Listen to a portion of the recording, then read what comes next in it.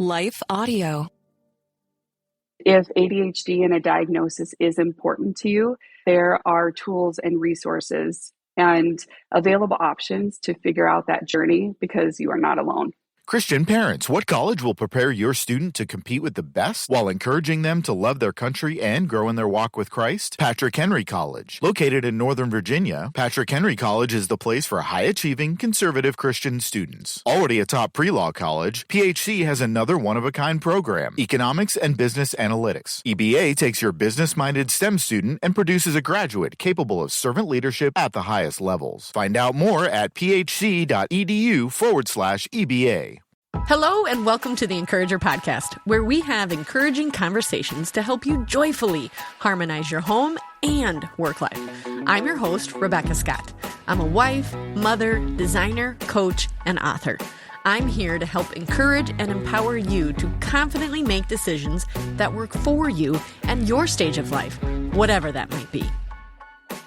Hello, Encouragers. Today's podcast is brought to you by Just Thrive Probiotics, my go-to supplement to feel more energized and lighter.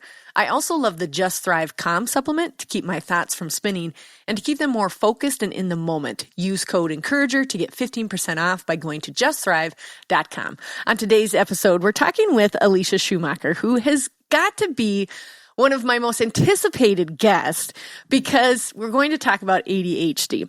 And I don't know about our listeners out there, but I think because I researched a little bit, now it's just shoved in my feed that I'm interested in it. And I wanted to grab somebody that has some experience with it, both personally and familiarly, and just like had this big switch. So I got to meet Alicia at a Wildly You event in our area. So welcome our guest, Alicia Schumacher. Welcome. Thank you. Thanks for having me. Yes. Okay. So tell us a little bit. We got to chat about it a little bit in our pre-interview here, but tell us a little bit about your background, in particular, how you just shifted in your career.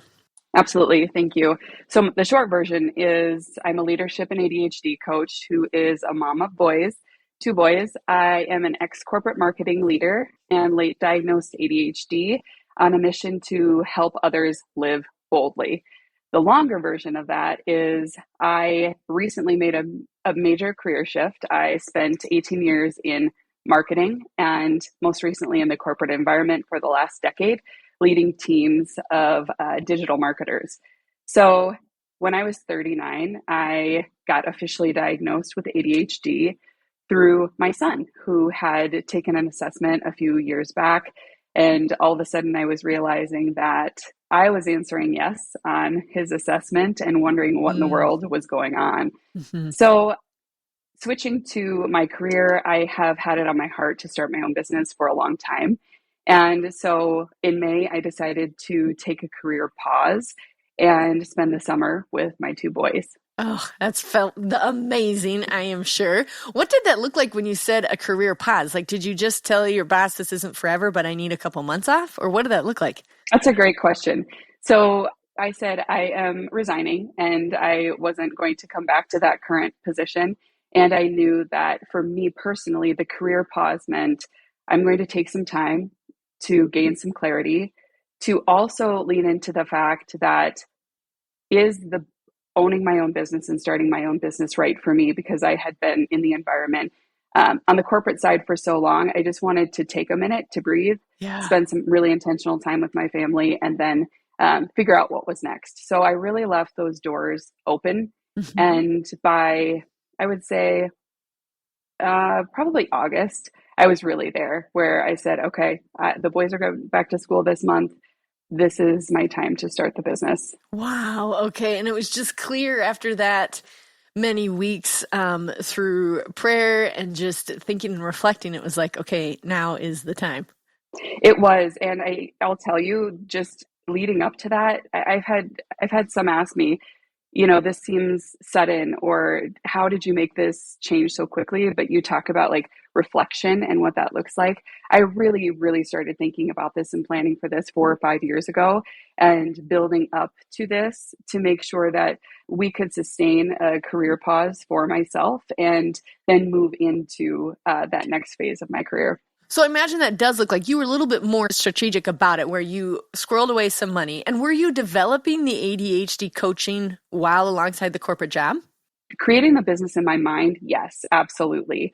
But I really wanted to be mindful of where I was at with my career, and I really enjoyed my place of employment. And so it felt for me personally that I wanted to make a clean break and move over into entrepreneurship. But definitely the ideas that I had been Right. in my mind for a long time. Okay, so your son gets a diagnosis. Yep. Then you get the diagnosis at 39. And how do you do that? How do you get a diagnosis? Where did you go?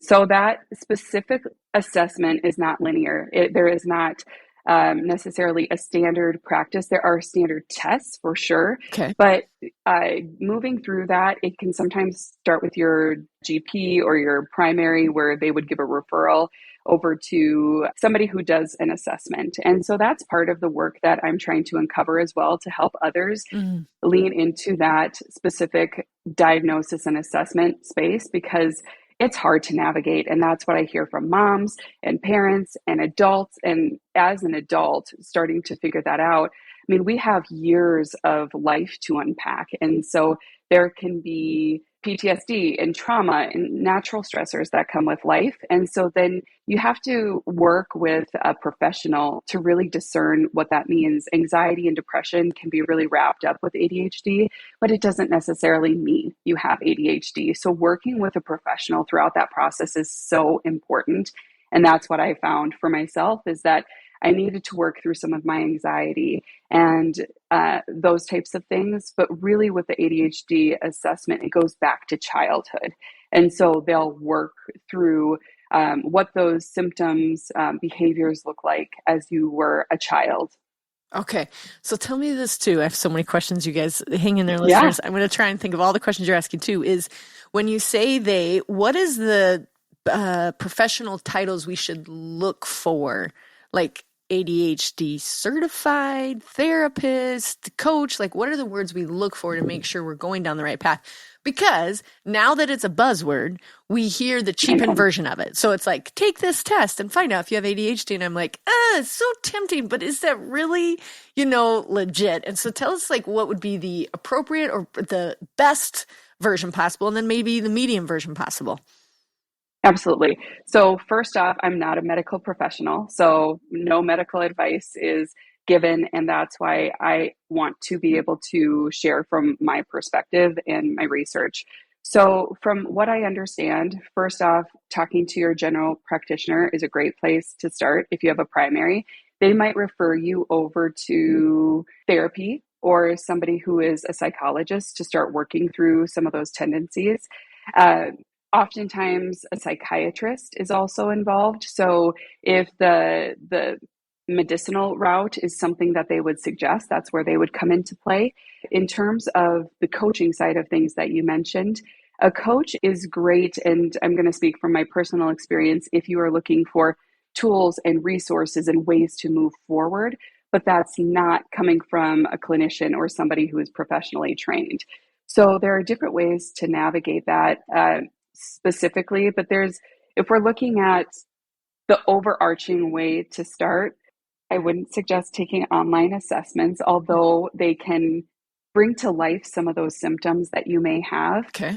But as with any mental health diagnosis, it's very symptomatically based. And so those symptoms, you can have a lot of symptom overlap. Anxiety, depression, ADHD, that type of thing. So it's not going to be clear to us, which is why we want to have a professional involved. Okay. Oh, good. Well, thank you for the permission too, because I'm like, ooh, this would be easier and quicker and all those things. But also, like you said, and that was what piqued my interest initially, is that anxiety and depression can very closely mirror ADHD, and you have to sort them out. Okay. In your research also, isn't it true? One of my favorite books was Self-Care for People with ADHD by Dr. I'm going to get her name wrong. It starts with an S. Oh, I have it on my book recommendations, you guys. I'll put it in the show notes. It was just enlightening. And she said, and I'm sure you know this with your research background, is that it was really, really, really underdiagnosed in the 80s and 90s for females. Is that true?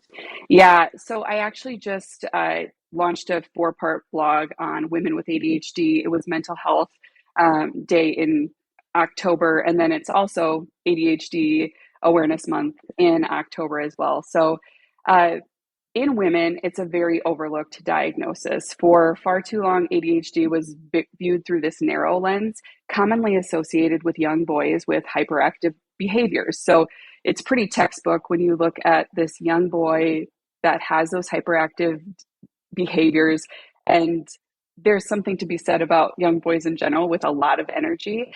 So there's a little bit of a stereotype there too. But because ADHD often presents as in women, inattentiveness, anxiety, emotional dysregulation, it's frequently missed or undiagnosed. So there is this group of women, my age-ish, that are being diagnosed through their children. And it's coined the lost generation because my symptoms aren't going to mirror what, a young boy, even when I was younger, because I internalized so much. So oftentimes with women, it's high achieving.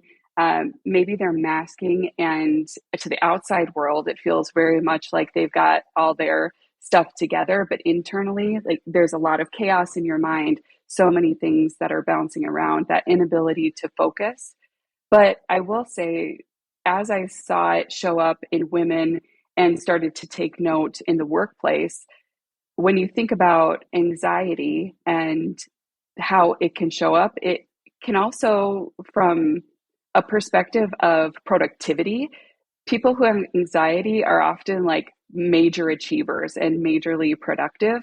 And so that is something that is a little bit hard to wrestle with because sometimes it can come off as a positive. But to your question, research shows that ADHD is very commonly underdiagnosed in females. So for you personally, Alicia, before we get into some of your experiences with those that you're coaching, the ones that, of course, that you can share and things, how has it personally changed you? I feel like it's revolutionized how I am looking at life. And that sounds probably over dramatic, but I've really been on this wellness journey for myself in the last 6 years. I started with a weight loss journey of 130 pounds. And Wow. yeah, so through that, I realized that I did have ADHD. Well, with that, ADHD can have very addictive behaviors that coincide with it. And I realized that food was an addiction for me and a coping mechanism. Up to 20% of women with ADHD do struggle with disordered eating patterns as a result of emotional dysregulation and impulsivity.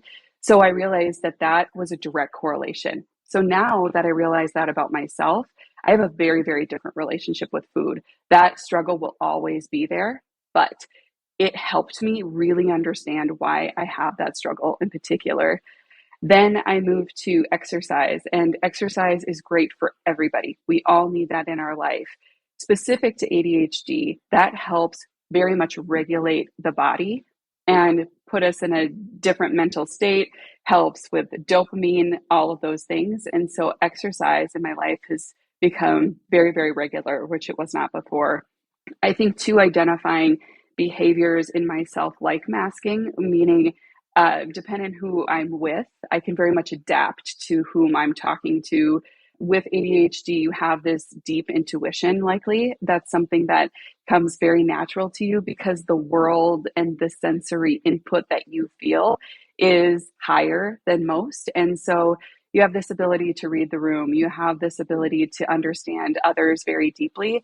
Well, with that, you can sometimes lose yourself too because you're adapting to Okay. others all the time. Mm-hmm. And so I think digging into who I really am has been such a shift. And that unique gift that I've been given and that I see in others, and leaning into that is truly a superpower. And then the other thing I would say mentally, there's a term that's used specific to people with ADHD called rumination. And it's that thought that you have over and over and over, and you cannot get out of that thought. Yes. Now, it is a tendency of many people. I would say it's harder for people with ADHD, myself included. And so ruminating thought for myself, I have started to identify that I'm having that thought and then built tools in to help me get out of that space quicker. So it's not sitting with me for days and weeks And that leads to anxiety. Okay, well, now we're going to sidebar, guys, because I have to know this, because that is one of the things that I have recognized in the last year that I'm like, I have got to stop thinking about this. And I, Yeah. in particular with a faith background, I'm like, okay, God, here it is. You solve it. I don't want the glory. I want you to have the glory. You solve this, but I go right back to doing it. Can you please give us some tools of how to like stop the ruminating thoughts? There are some activities you can do, and it might feel kind of silly, Okay. but once you address that, okay, this thought will not go away, you can stand up and just move your shoulders, like in this rotation. This is not scientifically proven. This is something that I've just found for myself, that I need to actually physically get out of that thought. The other thing is basic things like going on a 10-minute walk, putting on something else in your ears besides that moment that you're having in your head, and something positive to get you out of that headspace. Ruminating thoughts can also lead to catastrophizing, which is worst case scenario. Like, what is the worst thing that's going to happen? Your brain automatically goes there. It's something that I personally struggle with, that has also given me anxiety. My husband and I, my child has some of these thoughts too. Like, what is the worst thing that could happen in this situation? Okay, we're saying that out loud. We're verbalizing. We're saying, what is the likelihood of that actually happening? Probably pretty slim. Now, let's talk about what could actually happen. What's realistic? And so doing some of those practices, but also that acceptance that you just mentioned, how do I get rid of them? I have personally accepted that I am going to have them, but it's that identification of, oh, I've been sitting in this thought too long. Now, it's not going to happen overnight, but it's starting to take note and to lean into why you are having that thought. Okay, and at the risk of going back, I'd also like to know more like, okay, you started recognizing your ruminating thoughts and not like pushing them away, but this is something that's probably going to happen to me frequently, and so I'm going to have these tools to get past it. Tell me more about the food relation to the ADHD for you particular. So, like, is it a spell that you started happening and then you just started to eat to get away from it? Tell me more about how the two of them were related for you. Sure. So now looking back, understanding that when my brain gets bored, I reach for something crunchy, chips. I reach for carbonation, whether that's Diet Coke. And I'm not saying those things are banned from my diet, but now I understand, oh, that's why I go to the pantry. Or I'm sitting there, I've lost interest in what I'm doing. I stand up and I go and I reach for something that is food related. And that was my personal journey over and over and over. And I couldn't figure out why I couldn't be disciplined in that space. What I didn't realize is that my brain needed something else in those moments. But what my behaviors continued to lead to was food. And so then my emotional dysregulation, when I was feeling anxious, when I was feeling down, completely stressed and overwhelmed, that emotional eating would come into play. And for myself specifically, I would eat a lot. And then that repetitive guilt would happen as well. And so it was something that I didn't realize was happening in the background. But after speaking with women, I do understand that it can have a direct correlation with ADHD. And also, something I haven't mentioned so far is impulsivity, and how impulsivity in very different ways can show up as children and as adults. Impulsivity for me could look like eating something and very quickly on a whim, and then you're feeling that shame spiral. What are some other things that impulsivity, if it's not involving food? Yeah. So impulsivity can look like interrupting. Oh, If yes. you, Oh, right? boy. Yes. Okay. Impulsivity can also look like quick spending. I mean, our world, and in this very consumer-based environment, we can spend really quickly and within one click, buy something. And it releases that quick hit of dopamine. Impulsivity can look like, on the more extreme side of things, poor choices, whether it be with substance abuse, you know, activities and behaviors that just continue to give you some sort of a hit of that dopamine.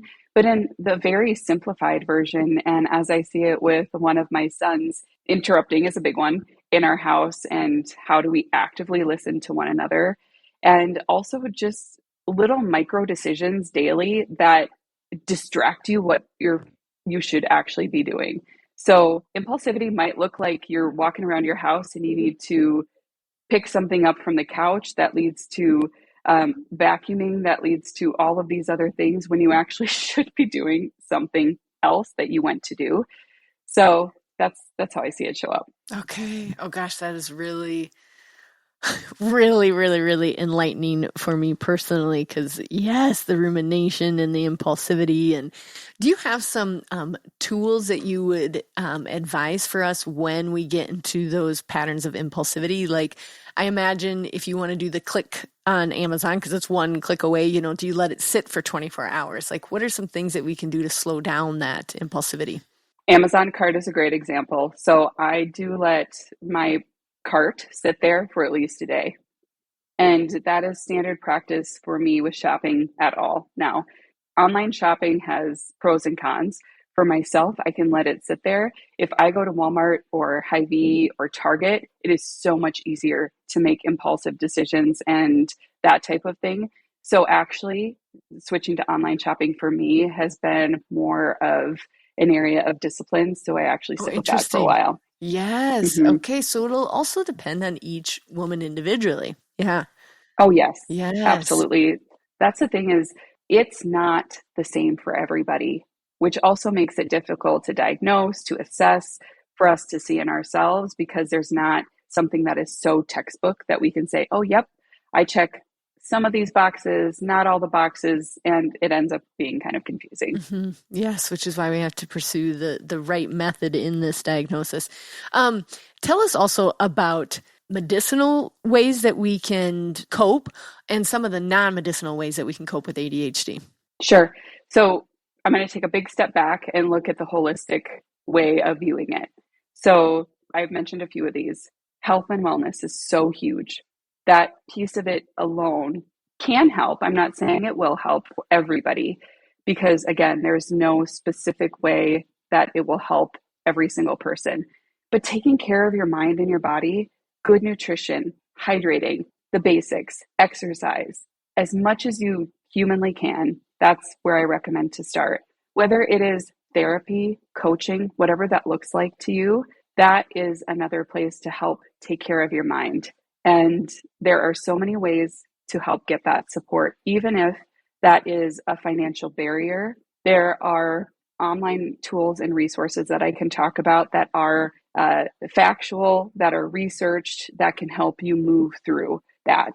In terms of medicine and even supplemental options out there, I would also do research on that because you have to figure out what aligns with your values and your beliefs to make sure that that is truly the right option for you. For some, medication can be a game changer, and that can be an option that will truly, truly make a difference in the day to day. For some, medication doesn't have that same effect, and they really focus on nutrition and maybe some supplemental options, whether it be omega. There's a lot of different research out there as it relates to what can help support. And with anything, a lot of misinformation. So I don't pretend to be the expert in that space, but I always encourage people to figure out the basics first and also to not try to take it all at once. I mean, how many times do we try to do it all on a Monday and we're going to change everything in our life Yes. and the whole world's going to look better? We're going to But ADHD or ADHD diagnosis. yep, yep, It's going 100%. in. Okay, so But could we babies. start with a walk? Can we Yes, start with a walk and yes. drinking our water? Okay, so then this is a personal question too. Is what about red dye and fake flavorings and things like that? Is there any correlation in your research that those will speed up the brain or anything like that? I have certainly seen it in the research. I don't fully understand if that is the case. There are some beliefs that, yes, indeed, that it would affect it. So again, I would say do your own research. And then also, I know that there are big opinions about dye. If that's something that you don't want you or your family to have, then you can make that decision for yourself. So we do not have dye in our house. Girls aren't allowed. I mean, Gus he's almost 18, so he does make his own choices, but he's emotional after he does that. So I've noticed a stark difference in my own home. But again, like Alicia's saying, that's personal to my family. It makes a huge difference. And I can tell within minutes if they have actually had dye just on their behavior, the way they speak and all those things. So for us, that has lessened some behavior issues. I don't know that I would say they're tendencies for ADHD because I don't know enough about it. But I know for behavior issues, it drastically decreases when we control the amount of dyes and fake stuff that we're putting in our bodies. And I would follow that up with oftentimes dyes are associated with sugars, right? So there's so much to be said for that. And we know that sugar in the form that is not good for us does affect our brains and our behaviors. Absolutely. And I have one daughter in particular, and I know she'd be okay with me sharing this because she notes it. It does not have to be dyes. It just has to be too much sugar.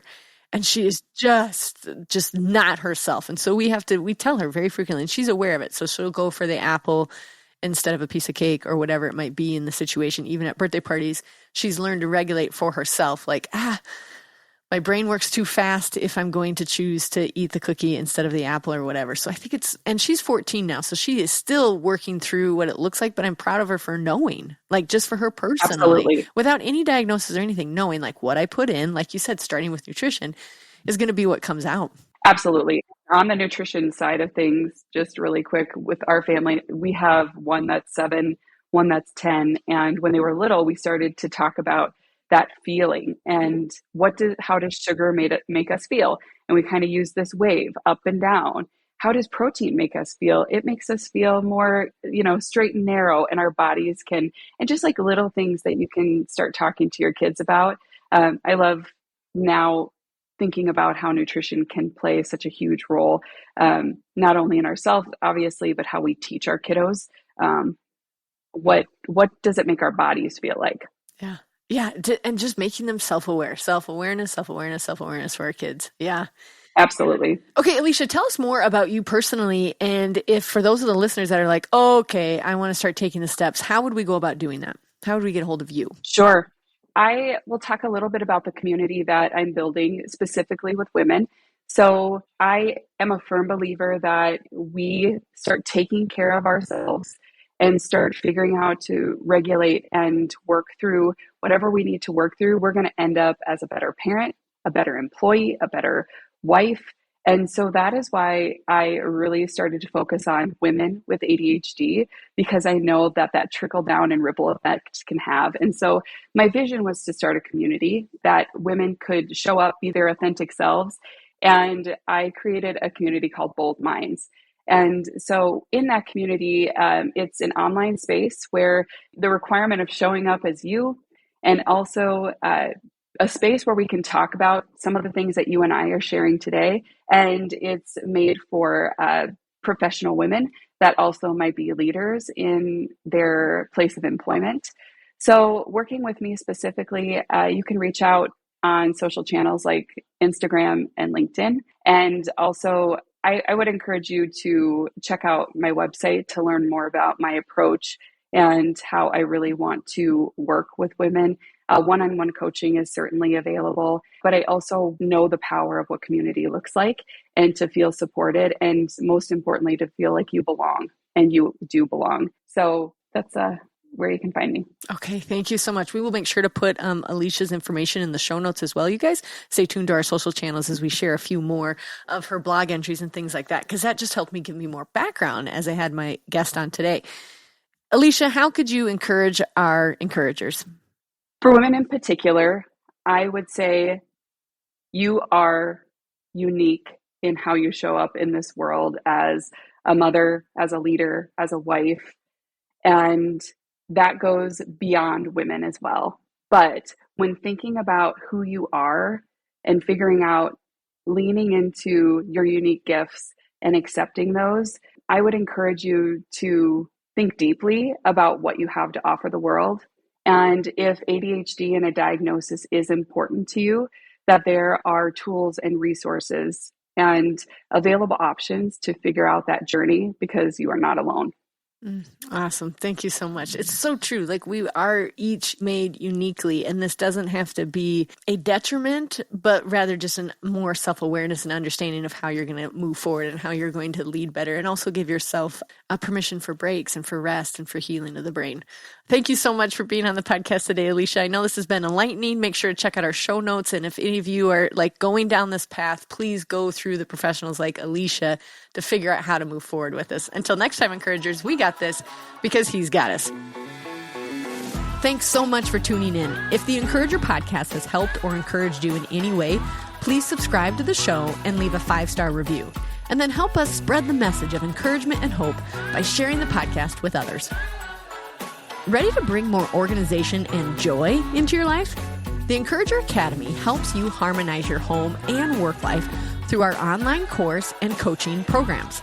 Our 5-system approach, me, food, family, work, and home, tackles your biggest obstacles, offering lifetime access to video lessons and guided worksheets. Learn at your own pace with practical tools and strategies.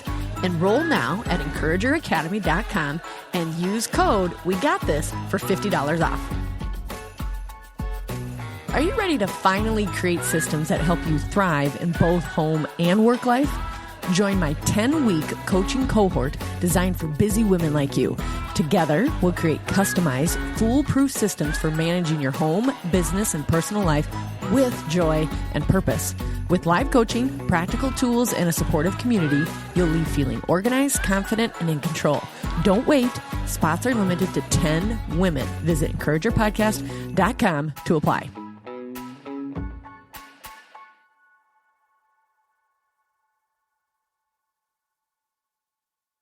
If you're tired of parenting advice and news headlines that are more confusing than assembling IKEA furniture, we've got just the podcast for you. My dear friend Abby and I are here to help you navigate the parenting roller coaster.